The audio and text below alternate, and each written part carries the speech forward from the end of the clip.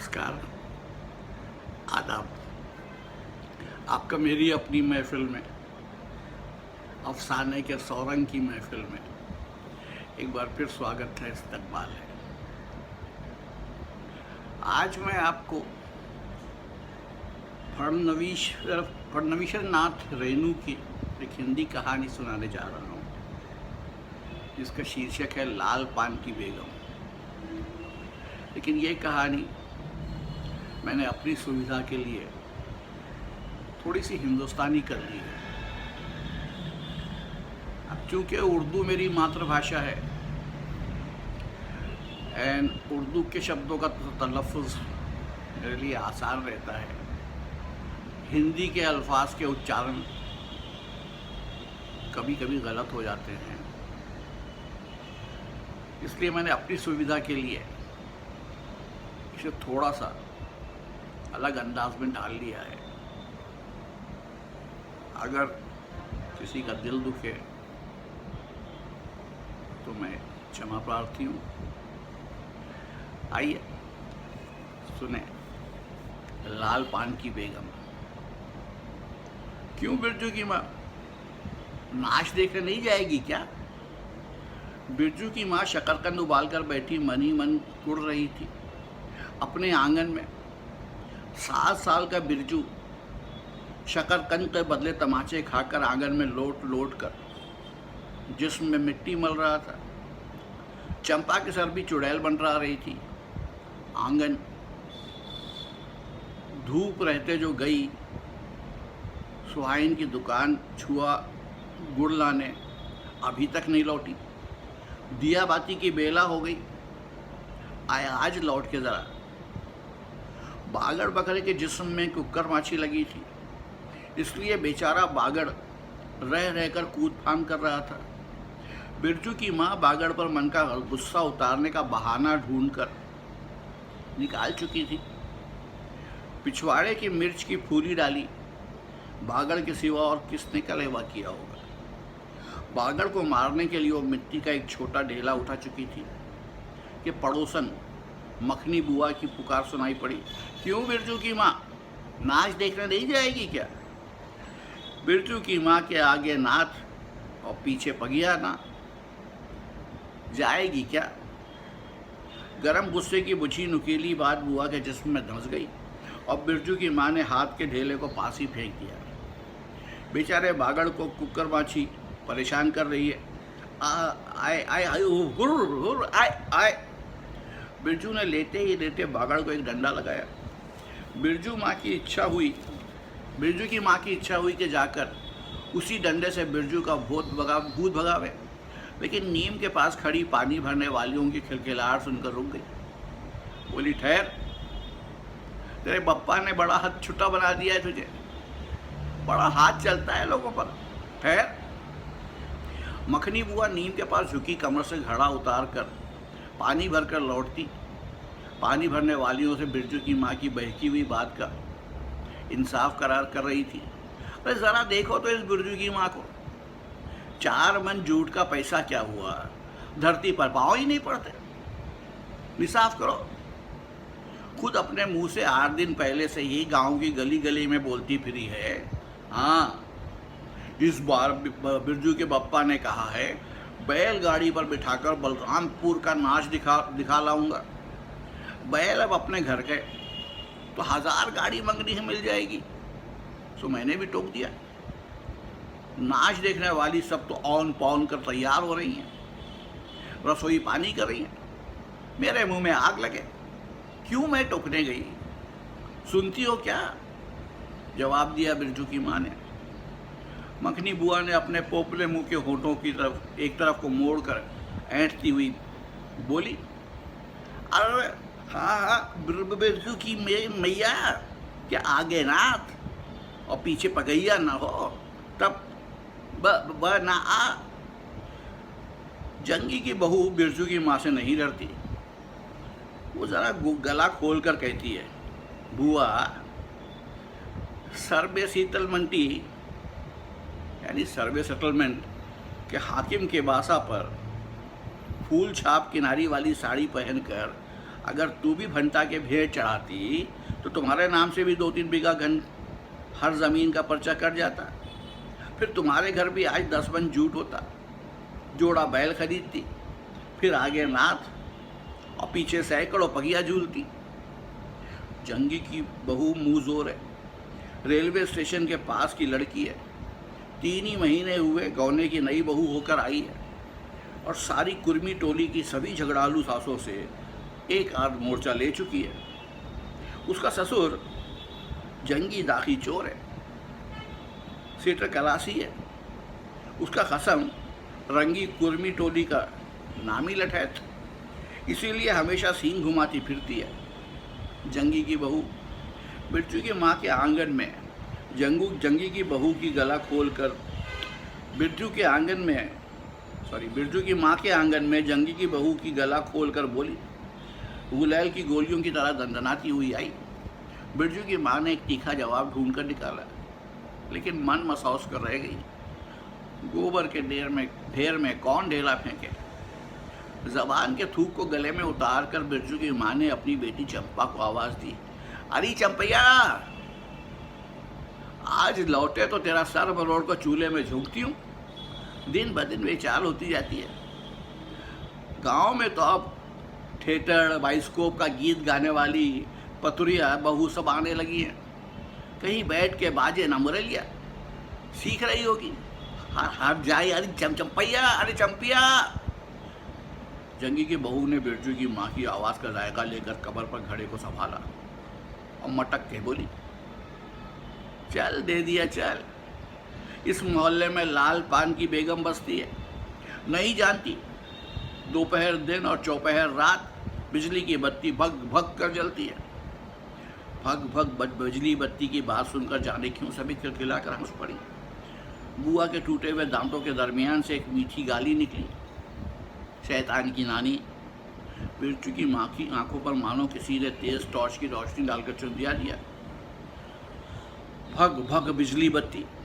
3 साल पहले सर्वे कैंप के बाद गांव की ईर्षालु औरतों ने एक कहानी गढ़ के फैलाई थी।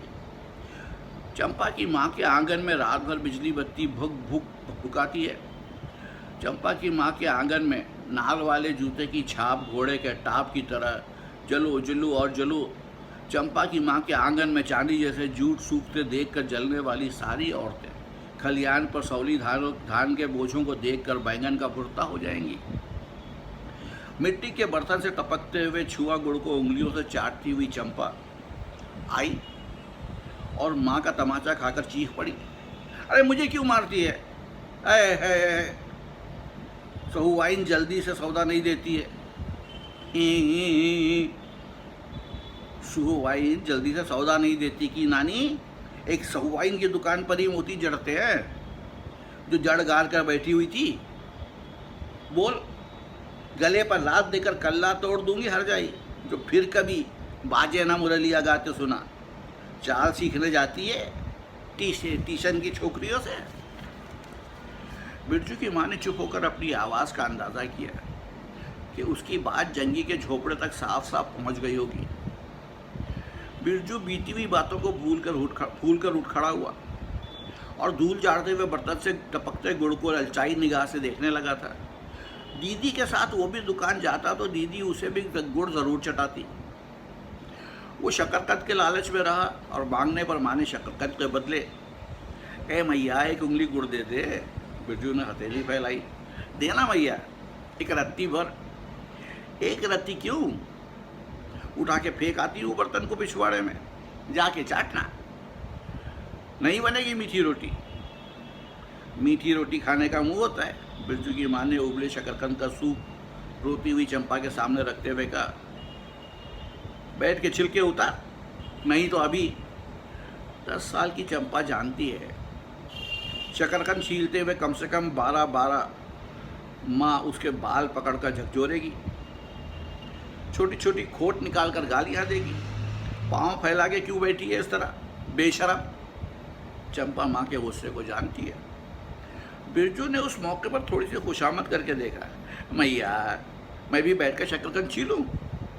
नहीं, माँ ने झिड़की दी। एक शकरकंद छीलेगा और 3 पेट में। जाकर सद्दू की बहू से कहो 1 घंटे के लिए कढ़ाई मांग कर ले गई तो फिर लौटाने का नाम ही नहीं, जा जल्दी।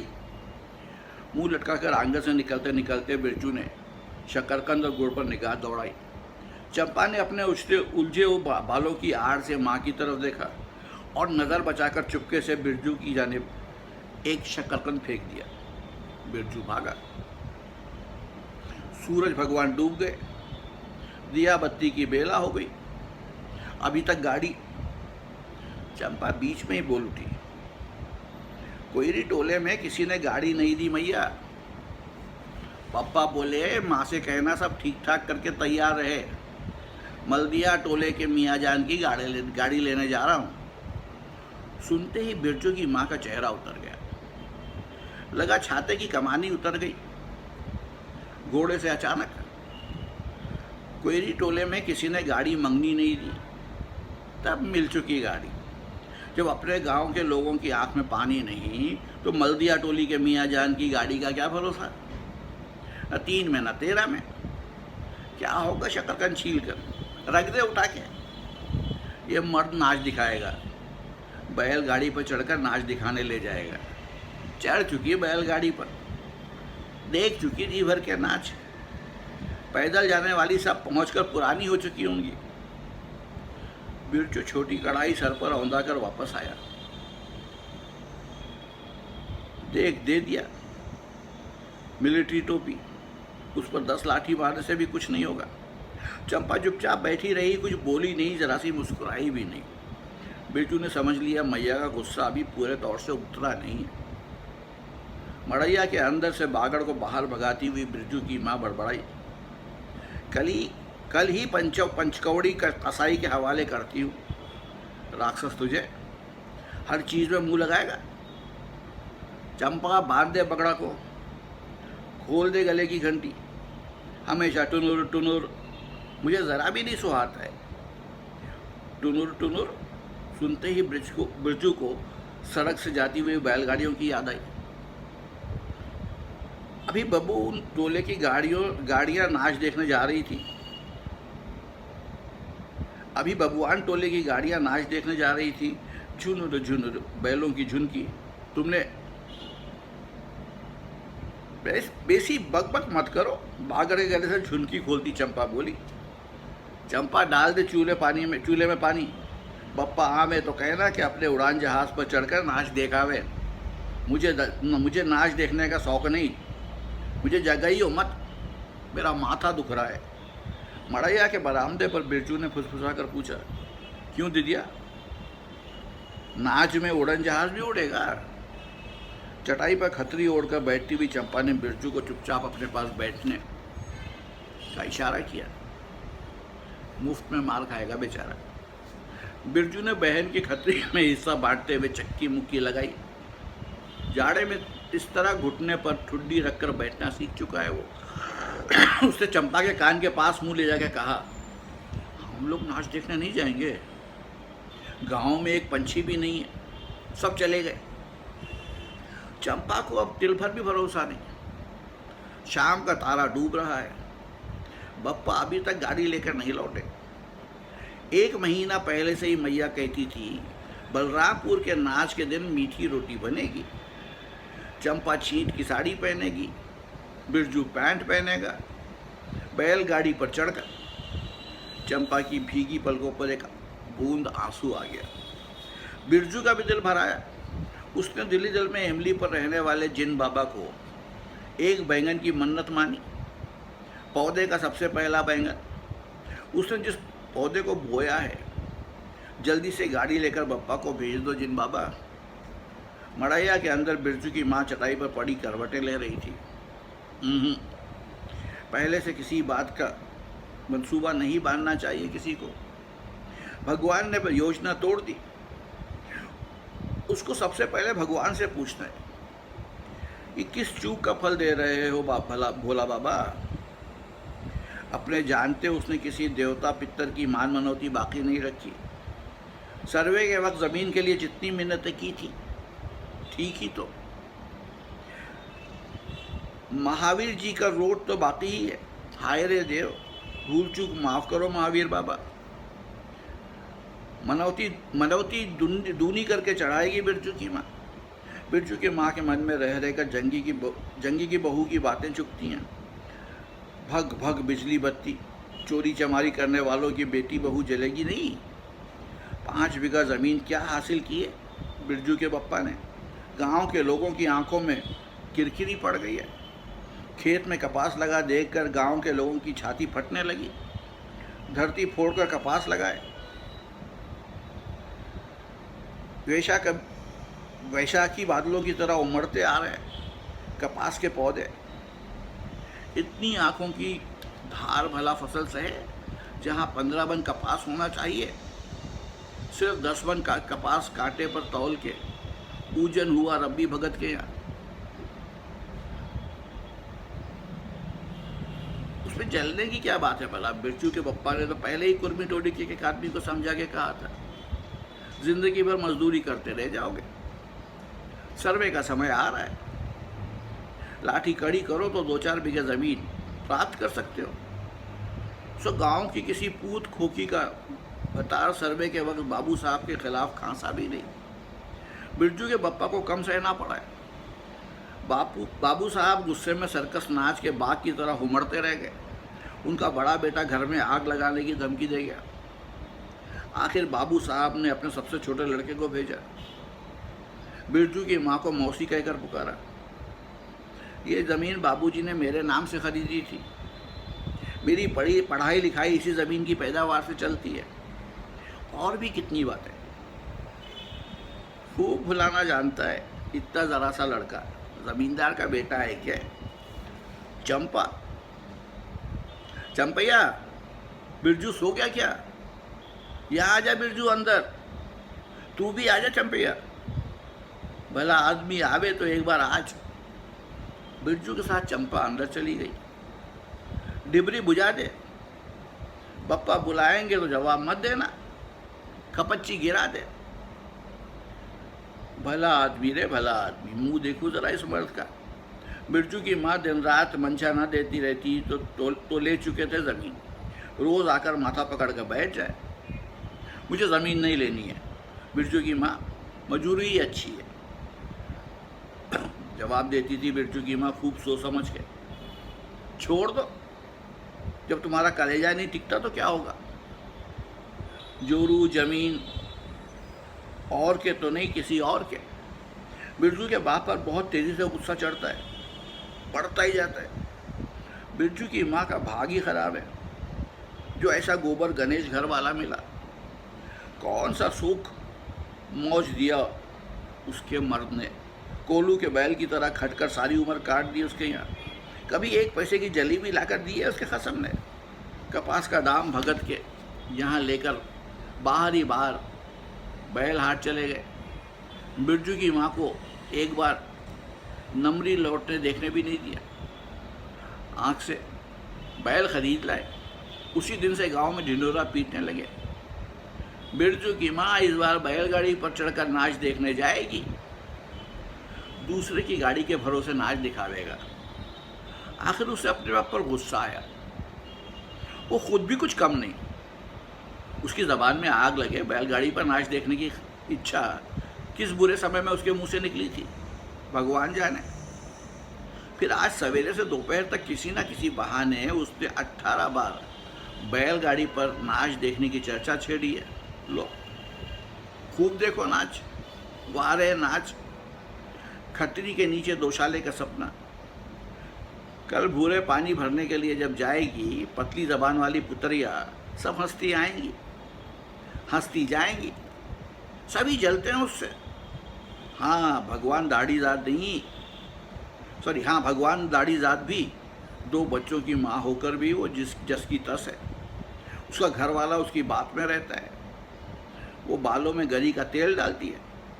उसकी अपनी ज़मीन है। किसी के पास एक ढोर ज़मीन भी अपनी उस गांव में चलेंगे नहीं। 3 बीघे धान लगा हुआ है। अगैनी लोगों की बुरी नज़र से बचे तब तो। बाहर बैलों की घंटियां सुनाई पड़ी। तीनों होशियार हो गए, बेचैन होकर सुनते रहे। अपने ही बैलों की घंटी है, क्यों रे चंपिया? चंपैया और बिरजू ने तकरीबन एक ही साथ कहा, चुप। बिरजू की माँ ने फुसफुसा कर कहा, शायद गाड़ी भी है, गड़गड़ाती है ना। दोनों ने फिर हुंकार भरी, चुप। गाड़ी नहीं है तो चुपके से टट्टी में छेद करके देख तो आ चंपी। भाग क्या चुपके चुपके। चंपैया बिल्ली की तरह हौले हौले पाँव से टट्टी के छेद से झांक कर आई। हाँ मैया, गाड़ी भी है। बिरजू हड़बड़ा कर उठ बैठा। उसकी माँ ने उसे हाथ पकड़कर सुला दिया। बोलो मत। चंपैया भी गुदड़ी के अंदर नीचे घुस गई। बाहर बैलगाड़ी खुलने की आवाज़ हुई। बिरजू के बाप ने बैलों को जोर से डांटा। हाँ, घर आ गए। घर आने के लिए छाती पटी जाती थी। बिरजू की माँ ताड़ गई। ज़रूर मल्दिया टोली में गांजे की चिलम चढ़ रही थी। आवाज़ तो बड़ी खनखनाती हुई निकल रही है। चंपैया बाहर से पुकार कर उसके बाप ने कहा, बैलों को घास दे दे चंपैया। अंदर से कोई जवाब नहीं आया। चंपैया के बाप ने आंगन में आकर देखा तो न रोशनी, न चिराग, न चूल्हे में आग। बात क्या है? नाच देखने उतावली होकर पैदल ही चली गई क्या? बिरजू के गले में खिसखिसाहट हुई और उसने रोकने की पूरी कोशिश भी की, लेकिन खांसी जब शुरू हुई तो पूरे 5 मिनट तक वो खांसता रहा। बिरजू, बेटा ब्रिजमोहन। बिरजू के बाप ने पुचकार कर बुलाया। मैया गुस्से के मारे सो गई क्या? अरे अभी तो लोग जा ही रहे हैं।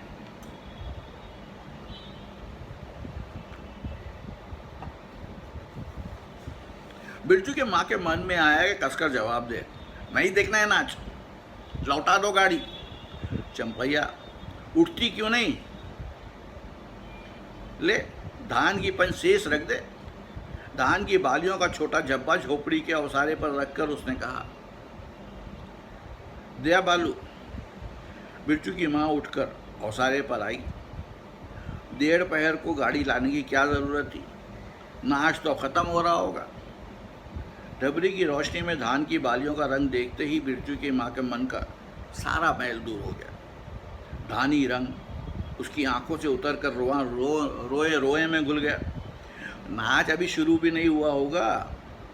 अभी अभी बलरामपुर के बाबू की कंपनी गाड़ी मोहनपुर होटल बंगला से हाकिम साहब को लाने गई है।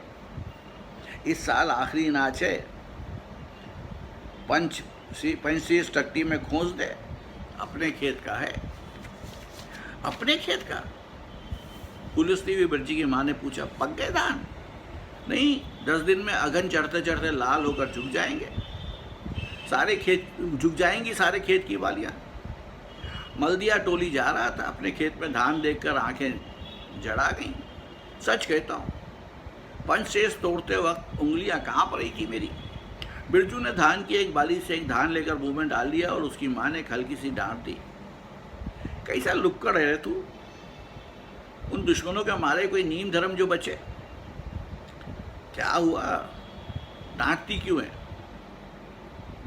नवायन के पहले ही नया धान जो ठाकुर दिया, देखते नहीं? अरे उन लोगों का सब कुछ माफ है। चिरई चुनचुन, चिरई चुनमुन हैं ये लोग। बस हम दोनों के मुंह में दबाने के पहले नया अन्न ना पड़ेगा। उसके बाद चपैया ने भी धान की बाल से 2 धान लेकर दांतों तले दबाया। ओ मैया, इतना मीठा चावल और गमकता भी है, न दे दिया। बिरजू ने फिर मुंह में धान ले लिया। रोटी पोटी तैयार कर चुकी क्या? बिरजू के बाप ने मुस्कुराकर पूछा। नहीं, मान भरी आवाज़ में बिरजू की माँ बोली। जाने का ठीक ठिकाना नहीं और रोटी बनती है। वाह, खूब हो तुम लोग। जिसके पास बैल है उसे गाड़ी मंगनी नहीं मिलेगी भला? गाड़ी वालों को भी कभी कभी बैल की ज़रूरत होगी। पूछूंगा तब कोई डिटोला वालों से, ले जल्दी से रोटी बना ले, देर नहीं होगी। अरे टोकरी भर रोटी तो पलक मारते बना लेती है। 5 रोटियां बनने में कितनी देर लगेगी? अब बिरजू के माँ के होठों पर मुस्कुराहट खुलकर खेलने लगी। उसने नज़र बचाकर देखा, बिरजू का पप्पा उसकी तरफ एक टिक देख रहा है। चंपैया और बिरजू ना होते तो मन की बात हंसकर खोलते देर न लगती। चंपैया और बिरजू ने एक दूसरे को देखा और खुशी से उनके चेहरे जगमगा उठे। भैया बेकार गुस्सा हो रही थी ना। चंपी जरा ख्याल सार में खड़ी होकर मखनी बुआ को आवाज तो दे। अरे बुआ सुनती हो बुआ, मैया बुला रही है। बुआ ने कोई जवाब सीधे से नहीं दिया, लेकिन उसकी बड़बड़ाहट साफ सुनाई पड़ी। हाँ, अब बुआ को क्यों पुकारती है?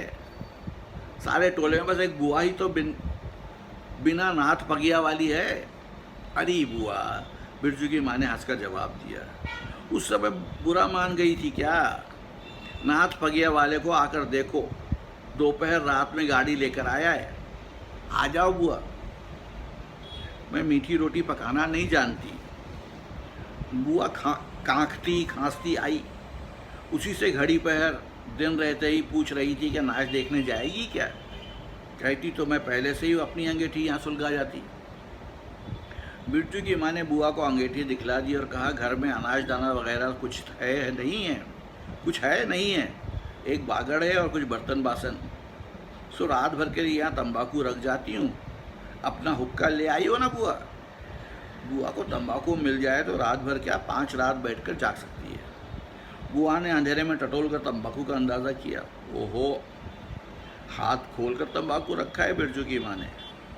और एक वो है सुवाइन, राम कहो, उस रात को अफीम की गोली की तरह एक मटर भर तंबाकू रखकर चली गई गुलाब बाग मेले और कह गई डब्बी भर तंबाकू है। बिरजू की माँ चूल्हा सुलगाने लगी। चंपा ने शकरकंद को मसल कर गोले बनाए और बिरजू सर पर कढ़ाई औंधा कर अपने आप को दिखलाने लगा। मिलिट्री टोपी, इस पर 10 लाठी मारने से भी कुछ नहीं होगा। सभी ठट्ठा कर हंस पड़े। बिरजू की माँ हंसकर बोली, ताके पर 3-4 मोटे शकरकंद हैं, दे दो बिरजू को।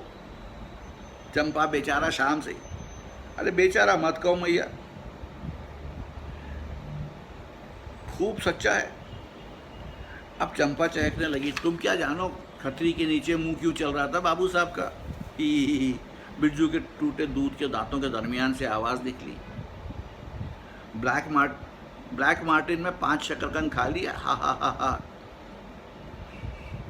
सभी फिर ठट्ठा कर हंस पड़े। बिरजू की माँ ने बुआ का मन रखने के लिए पूछा, एक कुआं गड़गुड़ है, आधा डाल दूं बुआ?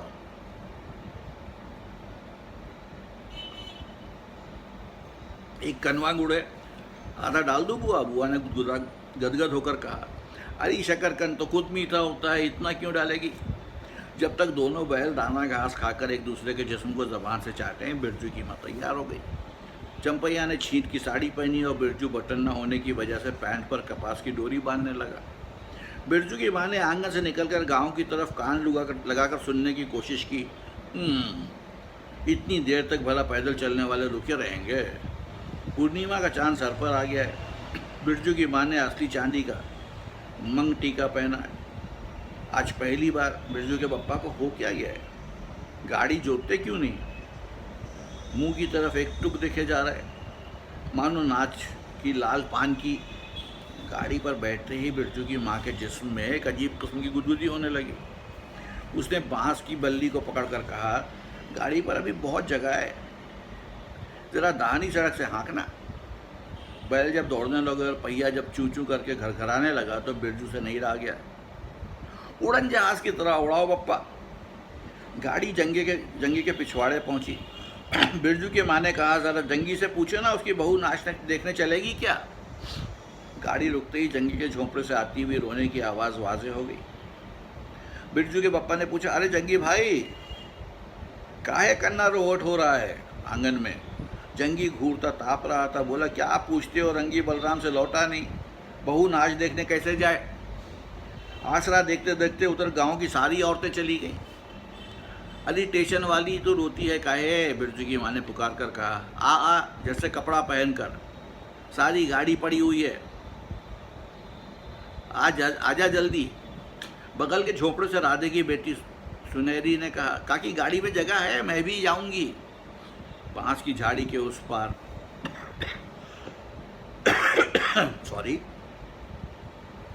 बांस की झाड़ी के उस पार्लरीदा ख्वास का घर है, उसकी बहू भी नहीं गई है। गिल्ड का झुनकी कड़ा पहनकर झमकती आ रही है। आजा आजा, जो बाकी रह गए हैं सब आ जाए जल्दी। जंगी की बहू, लरीना की बहू और राधे की बेटी सुनरी तीनों गाड़ी के पास आई। बैल ने पिछला पैर फेंका। बिरजू के बाप ने एक भद्दी गाली दी, साला लताड़ मारकर लकड़ाई बनाएगा बहू को। सभी ठट्ठा कर हंस पड़े। बिरजू के बाप ने घूंघट पे छुपी हुई दोनों बहुओं को देखा। उसे अपने खेत की झुकी हुई बालियों की याद आ गई। जंगी की बहू का गौना 3 मास पहले ही हुआ है। गौने की रंगीन साड़ी में कड़वे तेल और लठवा सिंदूर की महक आ रही है। बिरजू की माँ को अपने गौने की याद आई। उसने कपड़े की गठरी से 3 मीठी रोटियां निकालकर कहा, खा ले एक एक करके, सिमराहा के सरकारी कुएं में पानी पी लेना। गाड़ी गांव से बाहर होकर धान के खेतों के बगल से जाने लगी। चांदनी कार्तिक की, खेतों में धान के झड़ते फूलों की खुशबू आती। पास की झाड़ी में कहीं दूधी बेल फूली है। जंगी की बहू ने एक बीड़ी सुलगाकर बिरजू की माँ की तरफ बढ़ाई। बिरजू की माँ को अचानक याद आई, चंपैया, सुनरी, लिडरा की बीवी और जंगी की बहू, ये चारों ही तो गांव में बाइस्कोप का गीत गाना जानती हैं खूब। गाड़ी की लकीर धान के खेतों के दरमियान होकर रह गई। चारों तरफ गौने की साड़ी की खिसखिसाहट जैसी आवाज़ होती है। बिरजू के माथे की मंग टीके पर चांदनी छिटकती है। अच्छा, अब एक बाइस्कोप का गीत तो चंपैया गा, तो चंपैया डरती है काहे? जहाँ भूल जाओगी बगल में मास्टर नहीं तो बैठी ही है। दोनों बहुओं ने तो नहीं, लेकिन चंपैया और सुनरी ने खिसखिसा कर गला साफ किया। बिरजू के बाप ने बैलों को ललकारा, चल भैया और जोर जोर से गा ले चंपैया, नहीं तो मैं बैलों को धीरे धीरे चलने को कहूँगा। जंगी की बहू ने चंपैया के कान के पास घूंघट ले जाकर कहा और चंपैया ने धीरे धीरे शुरू किया, चंदा की चांदनी। बिरजू को गोद में लेकर बैठी उसकी माँ की इच्छा हुई कि वो भी साथ साथ गीत गाए। बिरजू की माँ ने जंगी की बहू की तरफ देखा। वो भी धीरे धीरे गुनगुना रही थी, कितनी प्यारी बहू है। गौने की साड़ी से खास की महक निकलती है। ठीक ही तो कहा है उसने। बिरजू की माँ बेगम है, लाल पान की बेगम। ये तो कोई बुरी बात नहीं। हाँ, वो सचमुच लाल पान की बेगम है। बिरजू की माँ ने अपनी नाक पर दोनों आंखों को मरकूज करने की कोशिश करके अपने रूप की झांकी ली। सुर्ख साड़ी की झिलमिल किनारी, मंगटिका पर चांद। बिरजू की माँ के मन में अब और कोई इच्छा नहीं, उसे नींद आने लगी थी। ये थी आज की कहानी, लाल पान की बेगम।